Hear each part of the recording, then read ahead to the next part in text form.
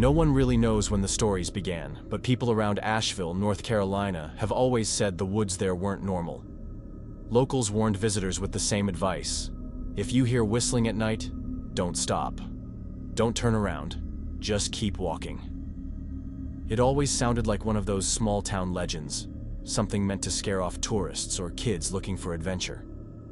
But something about the stories felt different. Too many details lined up.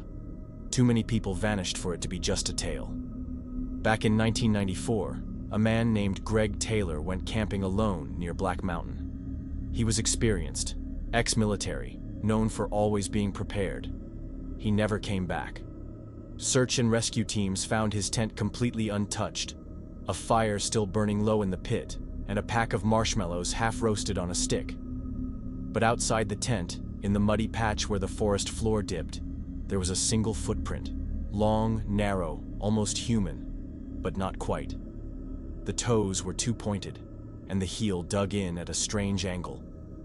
Beside the footprint were claw marks on the tree bark, deep and curved, like something had dug in with unnatural strength. They never found Greg's body, just like the others. Over the years, more hikers disappeared. Not in large numbers, but just enough that the locals started paying closer attention. The pattern was always the same. The person went alone, they disappeared overnight, and the only things left behind were odd signs, a footprint, claw marks, and sometimes a low report from someone nearby who thought they heard music in the woods. A slow whistle. A sad melodic tune. It always came at night. One survivor, if she could be called that, was 17-year-old Laura McKinley. She and her boyfriend had gone camping one summer near Craggy Gardens. She told police that around 2 a.m., she woke up to the sound of whistling. At first, she thought her boyfriend was messing around, but when she looked over, he was still asleep. The whistle grew louder. She stepped out of the tent, and the sound felt like it was coming from all directions. It wasn't loud, but it pierced the air, like it was inside her skull. She described it as slow and strange, like someone whistling a lullaby, but every note was wrong somehow. Then she saw it. A tall figure stood about 20 feet away behind a tree. Its neck looked broken, bent sharply to the side. The face had no eyes, no lips, just a round black hole where the mouth should be. That's where the sound was coming from. Laura said she blinked, and suddenly, it was 10 feet closer. She screamed for her boyfriend, but he didn't respond.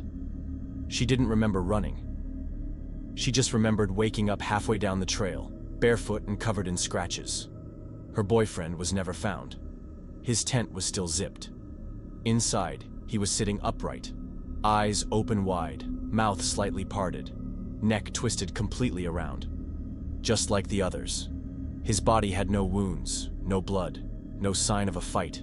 He looked like a mannequin. The medical examiner couldn't explain it. They wrote undetermined cause of death. Locals had another explanation. They said he listened for too long. Some believe the whistle man doesn't walk like a normal person. He only moves when you're not watching, when you blink, or turn your head, or close your eyes. He moves silently, slowly, until he's close enough that the sound of the whistle doesn't seem far or near. It's just around you. Once you can't tell where it's coming from, that's when you're done for. The forest around Asheville is still open to hikers. But if you ask the older locals, they'll tell you to stick to the trails. Never go alone. And if the wind dies down and you start to hear a slow whistle carried through the trees, don't stop. Don't look around. Don't even breathe too loud, because the whistleman doesn't like to be seen. And if you do see him, it means you already made your last mistake. They say if he gets close enough, you'll feel the air shift. Your ears will ring, and you'll hear one last whistle, a final sharp note, before everything goes still. Your body will be found later, maybe, maybe not. But one thing is always the same. Eyes open, mouth slack, and the neck twisted to the side like you turned to listen.